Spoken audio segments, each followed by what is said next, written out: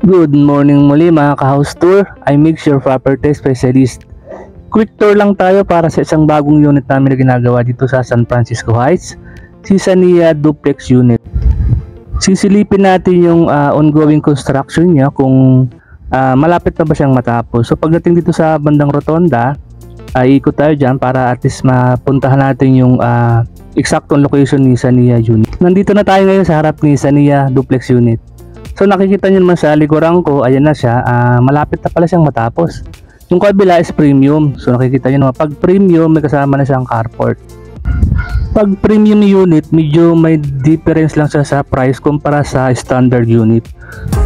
So ikutin natin yung labas at loob niya kung hanggang saan na ba yung mga natapos dito. Pero bago yan guys, kung bago ka pa lang sa channel ko, please subscribe my YouTube channel and pahit na rin yung notification bell para updated ka rin sa mga susunod ko pang video. Pero bago yan, intro muna.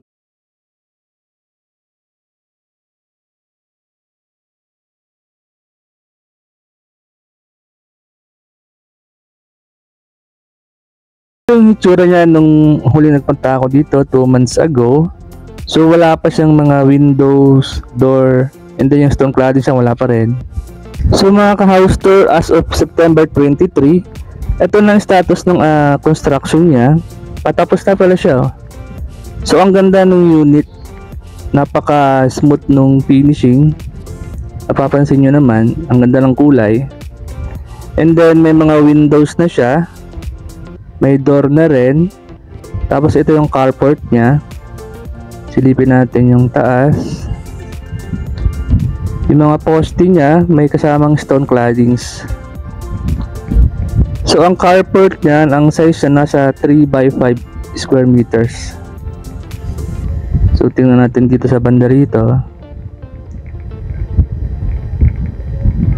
Ayan yung window niya.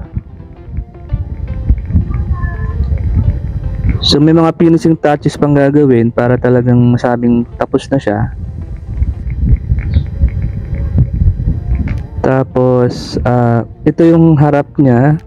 So titingnan natin ngayon yung loob ni Sania Duplex, kung ano na nga bang mayroon dito sa loob na mga natapos. So ito yung window niya, is made of aluminum frame with glass panel. So ayan siya. So pagdating sa door, ang door niya is made of steel door, painted finish with lockset. So ito na yung loob ni Sania Duplex. Papansin nyo, may nakakabit na siyang tiles, may mga outlet ng kasama, naka-ready na siya. So yun yung under the counter na cabinet niya. So wala palang cover. Tapos ito yung ceiling ni Sania, mataas. May receptacle ng nakaabang. And then ito yung kitchen niya. May sink na siya, wala palang faucet. So hindi pa kinakabit. Ito yung window niya para sa kitchen. Tapos yung mga outlet niya, may mga wire na. So ikakabit na lang yung mga receptacle niyan.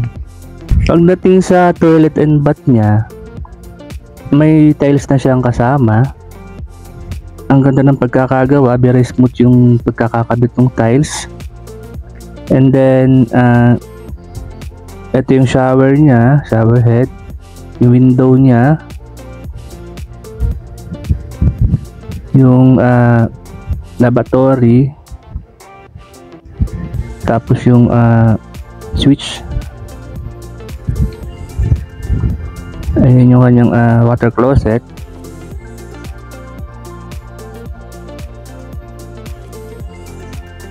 So sa stair niya is made of reinforced concrete yung pagkakagawa niya. So okay tayo sa taas. Pagdating sa second floor, ito pa lang yung kikita natin dito. So wrap finish pa lang yung flooring niya dito. Pero may mga partition na yung room niya. Ito yung master's bedroom. Ang windows niya dito is bali nasa 4. Tapos may sarili siyang access papuntang balcony. So paglabas natin dito, makikita mo yung mga resident ng San Francisco Heights, and then yung magagandang view dito. Pag hindi maulap, kitang-kita mo yung view dito ng Mount Makiling. So ito naman yung flooring ng balcony niya. So rough finish pa rin siya. And then ito, maganda rito, mayroon siyang corner window. So puntahan naman natin yung kanyang second bedroom. So makikita natin yung door niya, hindi pala nakakabit yung doorknob. So ito na yung kanyang second bedroom. So may isang bintana doon na malaki. Tapos may mga receptacle na nakaabang, isang bintana ulit na malaki. Ito yung ceiling niya, may nakaabang na ring wire doon para doon sa kanyang ilaw.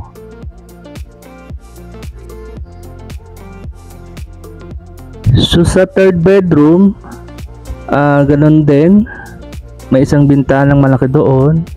Tapos may mga outlet na naka-ready na rin. Ganun din sa ceiling, may nakaabang na wire para sa ilaw.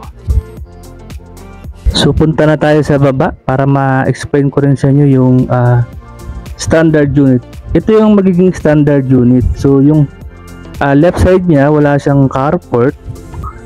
So bali ang magpapagawa na lang nito is yung si client.